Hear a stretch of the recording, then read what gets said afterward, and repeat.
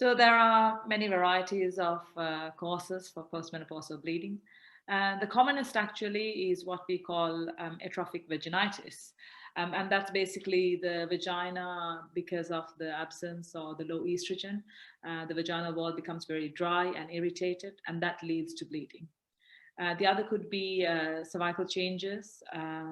Common things are such as cervical ectropions and polyps from the cervix.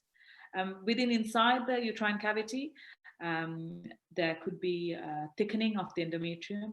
Now, thickening can be a normal finding because of the erratic hormonal imbalance, which many women experience in perimenopausal stage, which is just before menopause. However, sometimes 1 in 10 women can develop what we call hyperplasia of endometrium, which needs to be looked at and managed accordingly. And finally, extremely rare is endometrial cancer. And this needs to be ruled out. And that is why we encourage women to come and see a gynecologist if they were to experience bleeding in menopause. So it's very important that you see either your GP or a gynecologist immediately when you do experience bleeding. And I just wanted to emphasize, menopause is recognized when you have not had any bleeding for over a year. And the types of investigation is first is a internal examination with a speculum to have a look at the vaginal walls and the cervix. And then you'll be offered a scan, either an abdominal scan, but most commonly a transvaginal scan to examine the lining of the womb and your ovaries is the starting point. Menopausal bleeding can be treated depending on the actual cause of the menopausal bleeding. So as I mentioned previously, if it is a dry vaginal wall secondary to low estrogen, as long as there are no contraindications, we can offer a simple either a cream or a pessary of estrogen. So this is a form of hormonal replacement therapy to increase the moisture and prevent dryness in the vagina, and certainly that will improve the symptoms of bleeding.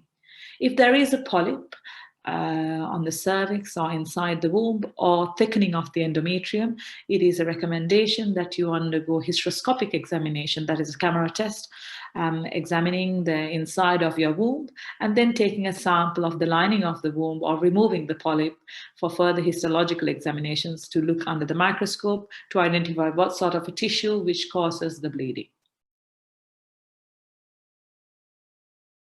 Menopausal bleeding can stop by itself. Again, it depends on the underlying cause of it.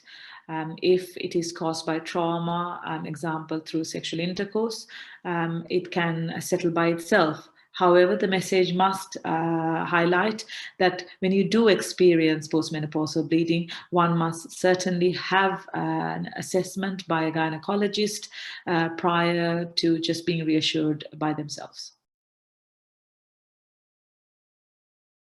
Absolutely.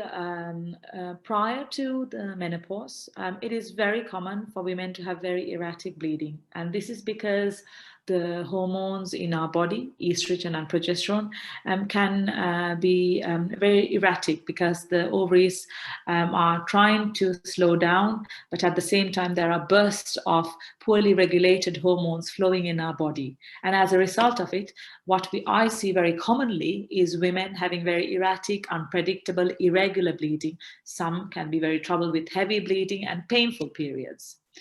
Now, certainly, after menopause, that is after 1 year of no bleeding, if you were to bleed, this is abnormal.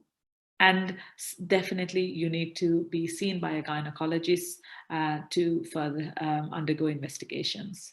And if it is premenopausal bleeding, there is many options which we can offer you to help with your symptoms so that it does not impede with your lifestyle.